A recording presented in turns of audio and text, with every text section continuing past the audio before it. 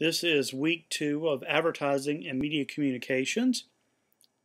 Now, as you recall, last week we went with an overview of media communications. And this week we're talking about the components of media communications, more specifically news and advertising. Now, we have 2 objectives this week: to analyze the news and advertising environments and to analyze the influence of news and advertising on our society. Now let's talk a little bit about the news environment. Be sure to look at the thread that I posted earlier in the week that talks about the news environment. I also have one about the advertising environment as well. There are different places where news comes from. Of course, you have the reporters that are local to the stories. You also have the Associated Press, which news entities become members of the Associated Press, which means that they all share stories. When you hear of something coming over the wire, that means that once a story is written, it goes up on the AP wire, and other news entities are able to take that story from the wire. Stories also come from public relations professionals. As you know, that's what I do. I talk with reporters and I tell them about stories with companies that I work with. And so that's another place that news comes from.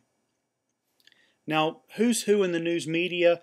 Obviously, there are different levels of that. There are entities that that own news media. Well, that of course you have News Corp and you have General Electric. Those are 2 conglomerates. We talked about those last week. As far as entities that owns news companies, Clear Channel is one, Viacom, Knight Ridder. Now, think about your local, it's called a DMA, which is a designated market area. For example, I live in the Greensboro DMA, which is comprised of 3 major cities, major being kind of a relative term, of Greensboro, Winston-Salem, and High Point. So my DMA is much larger than the city that I live in, and chances are the DMA that you live in is more than just one city. Think about your DMA and realize that although, say, General Electric owns NBC, somebody else owns your NBC affiliate, probably, and in most cases. So remember that there are different levels of ownership in the news. Now, we also, in addition to the companies that own the news media, we have kind of the step down of that, and we have the celebrities. We have your national anchors like Katie Couric, and then you have media moguls like Oprah Winfrey and Barbara Walters. You also have your local anchors that, as you may or may not know, are pretty famous. When they go out to dinner, people walk up and talk to them. Like they're celebrities, which for the ones that I know, it's really uncomfortable because they don't view themselves that way, but that is indeed the case. Now, there are also jobs within the newsroom, and I went over those in detail in that thread that we already talked about, so be sure to check that out to understand the different jobs.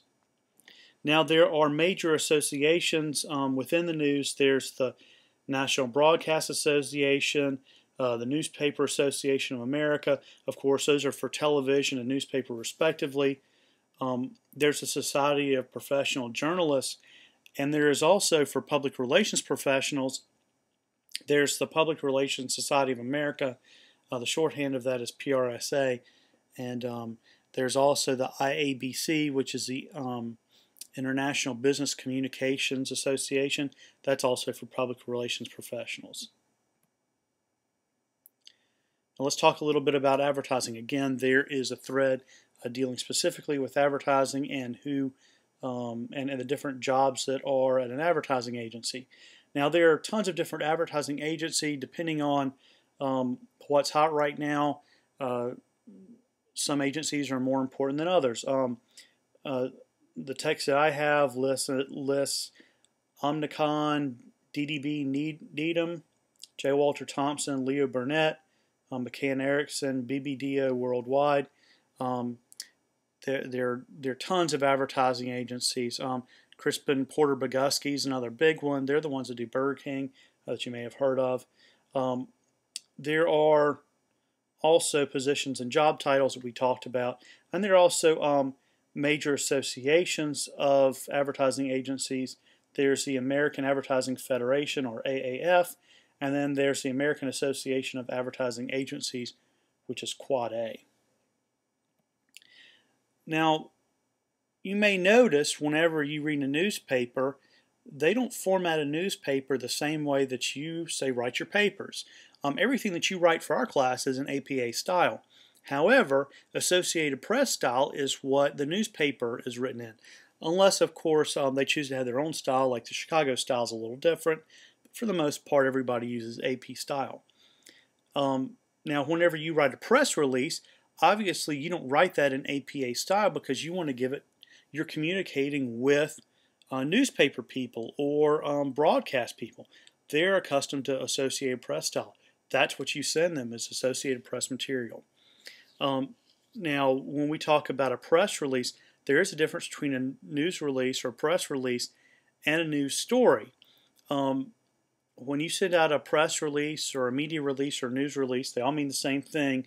As a matter of fact, some people don't call it a press release anymore because it's not just for the press. It's for many other types of news media. The formatting for a press release is a little different than it is for a news story.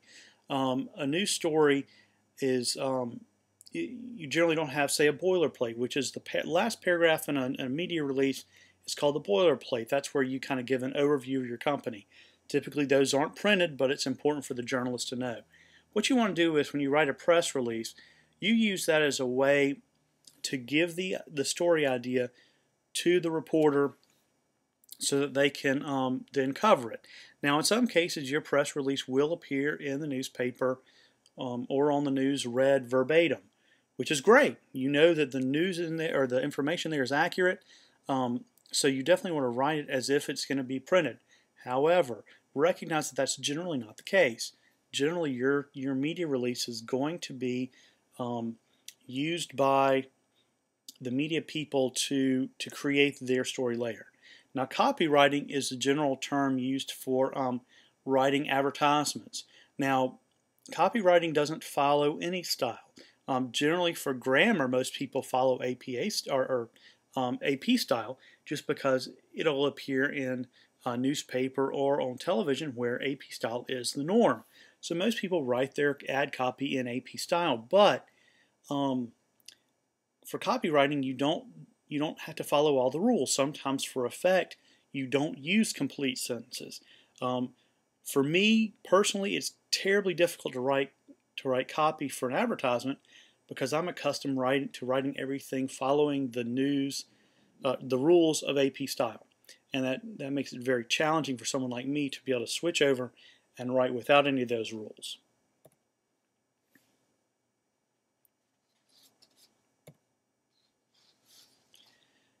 Now, advertising and news have a great influence on our society. As you know, there was a lot of talk about the last election about whether there was bias in the news and whether it influenced the election. I'm not going to cover that because you can turn on the television and see that discussed in any number of different points of view. So I mean, just recognize that people do tend to feel that news can be biased, and it does influence society. As a matter of fact, in a couple weeks, you're going to write a paper about bias and ethics in the news, and so you're actually going to work a lot more on that in the coming weeks. Now, recognize that perception and persuasion are two things that are important in the news because often the perception of the reporter is passed on to the viewer, and it's used as a form of persuasion. Now, advertising also has influence on our society because you think about advertisements that have become popular. Got Milk is one. Everybody, that's become part of our common culture. If you are over the age of 30, you've probably heard the "Where's the beef?" That's the commercial, and we still hear that phrase used from time to time. So, advertising really does have an influence on our society.